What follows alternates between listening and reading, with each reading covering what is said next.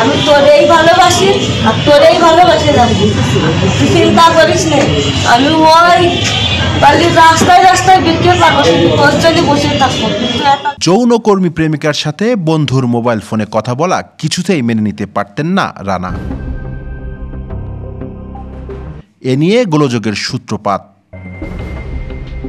এক পর্যায়ে ভেবেই নেয় প্রেমিকা হয়ে গেছে ওই বন্ধুর। সেই রাগ আর ক্ষোভ থেকেই মধ্যরাতে বাসের মধ্যে ঢুকে বন্ধু বাপ্পিকে ছুরিকাঘাত করে হত্যা নিশ্চিত করে পালিয়ে যায় রানা। ডিবির জালে ধরা পড়ার পর বেরিয়ে আসে চাঞ্চল্যকর এসব তথ্য। ফোনে ফোন দিতা তখন ওয়েটিং পাইতা, তারপরে মানে দুজনের ফোনে যখন ওয়েটিং পাইছো তখন তুমি বুঝতে পারছো যে ওরা দুজনে কথা বলে, এই কারণে তোমার রাগ হয়েছিল। ডিবি পুলিশ ও কোতোয়ালি থানা পুলিশের যৌথ প্রচেষ্টায় ঘটনার 24 ঘন্টার মধ্যে ঘাতক বন্ধু আটক হয়েছে।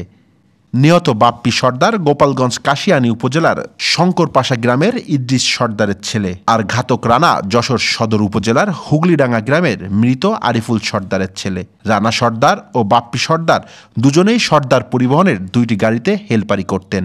শুক্রবার মধ্যরাতে শহরের মনিহার এলাকায় থাকা সর্দার পরিবহনের একটি বাসের মধ্যে ঘুমিয়ে থাকা বাপ্পিকে করে পালিয়ে যায় রানা। আমরা এই নড়াইল রোডে দলগা মোড়ে র ফিলিং স্টেশন আমরা অভিযান পরিচালনা করে সেখানে আরেকটি একই কোম্পানির আরেকটি বাস, সেই বাসের হেল্পার নাম হইল রানা সর্দার, তাকে আমরা গ্রেপ্তার করতে সক্ষম হই এবং জিজ্ঞাসাবাদে সে স্বেচ্ছায় স্বীকার করে সে নিজেই তাকে ওই রাতে গভীর রাতে জানলা দিয়ে প্রবেশ করে তাকে উপর্যুপরি চাকু দিয়ে আঘাত করে তাকে হত্যা করে। এমনকি পুলিশ এই হত্যার পেছনের কারণ জানতে সেই নারীকেও জিজ্ঞাসাবাদ করেন। ওর মনের ভিতরে ক্ষোভ ভুলে তাই দিয়ে ওই ছেলেটা মারিয়ে দিতে পারবে। ভালো বাঁচলে তো হবে না, তার সাথে কি আমার খারাপ রিলেশন? কখনো না। আমার দুনিয়া উঠে যাবে, ও বলে ফিরাই ফিরাই বলে, কিন্তু আমি কানে দিই না। কারণ যত মাথা গরম লোক আমি হাসতে হাসতে কথা উড়াই দিই। স্যার তাকেও ওই যে ডিসিজ সেও ভালোবাসতো, এই ছেলেটাও ভালোবাসতো। এই ডুয়েল সম্পর্কের কারণে সে আমাদের কাছে প্রাথমিকভাবে স্বীকার করেছে এটা। যে প্রেমিকার জন্য এত কিছু, কিন্তু তাকে রেখেই যেতে হচ্ছে কারাগারে। আমি অসুস্থ, কান্নাকাটি করতে করতে অসুস্থ বলতেছি, আমাদের কাছে কি ডাক্তার যাওয়ার আগে প্রিয় প্রেমিকার শেষ প্রশ্নের উত্তর দিতে পারেনি রানা। তবে শেষমেশ যৌনকর্মী প্রেমিকার আজীবন অপেক্ষায় থাকার আশ্বাস নিয়ে কারাগারে গেল ঘাতক রানা।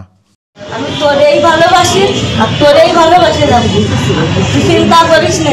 আমি ওই রাস্তায় রাস্তায় বিক্রি পাবো, তোর জন্য বসে থাকবো। শিমুল ভুইয়া, গ্রামের কাগজ।